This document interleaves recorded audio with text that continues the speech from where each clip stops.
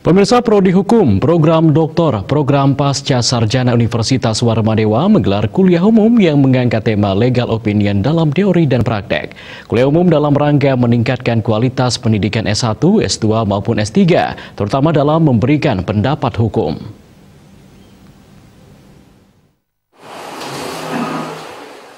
Prodi Hukum Program Doktor Program Pasca Sarjana Universitas Warmadewa menggelar kuliah umum dengan mengangkat tema Legal Opinion dalam Teori dan Praktek. Kaprodi S3 Hukum Program Pasca Sarjana Universitas Warmadewa Profesor Inyuman Putu Budiarto menyatakan, tema ini diangkat dalam rangka meningkatkan kualitas pendidikan S1, S2 maupun S3, terutama dalam memberikan pendapat hukum.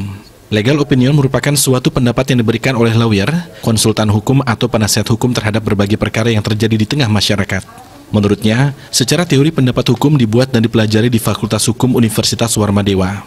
Secara prakteknya, legal opinion bisa digunakan untuk pemangku kepentingan maupun masyarakat yang sedang terkena perkara hukum.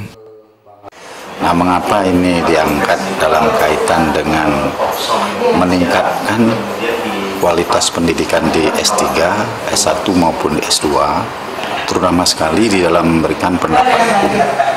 Nah, pendapat hukum ini tidak lain adalah suatu pendapat yang diberikan oleh lawyer, konsultan hukum, atau penasihat hukum, atau ahli hukum terhadap apa? Terhadap berbagai perkara atau kasus hukum atau keadaan hukum termasuk transaksi hukum yang terjadi dalam masyarakat. Ini dimaksudkan agar para lulusan Fakultas Hukum, baik itu S1, S2, MKN, MIH, dan bahkan untuk S3 ini sangat penting sekali. Kuliah umum kali ini melibatkan narasumber Profesor Dr. Gatot Dwi Hendro Wibowo yang merupakan guru besar Fakultas Hukum Universitas Mataram. Menurutnya, tema legal opinion dalam teori dan praktek berkaitan dengan mata kuliah penerapan hukum. Praktisi doktor diharapkan mampu menyelesaikan persoalan-persoalan hukum di masa kini maupun masa depan. Oleh karena itu, dua hal ini tidak bisa dipisahin, kemampuan teoretik dan kemampuan praktis.